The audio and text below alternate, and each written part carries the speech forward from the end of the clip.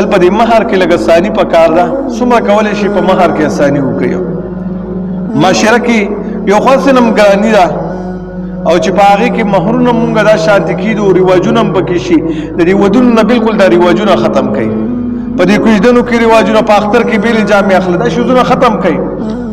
دا والله چې مونږ ته د اسلام چې ګران کړی دغې رواجونو ګران کړی د اسلام نه دی خو نامه د اسلام ورپورې ونښتې ده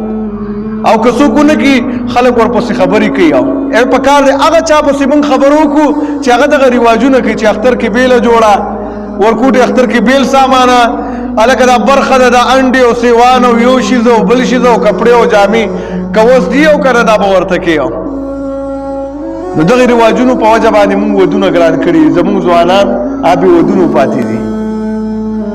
پکار دا دی چې مونږ دغه رواجونه ختم کو او ځوانانو له سره د بلوغ نه هغې ته واده وکړو چې د ګناهونو نه خلاص شي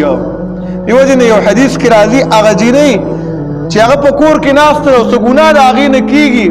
د هغې د نفس په باره کې په هغې کې دا مور او پلار دواړه ورسره شریک دی همدغه حال د هلک هم دی چې هغه کوم ګناه کوي په هغې کې دا مور او پلار ورسره شریک دی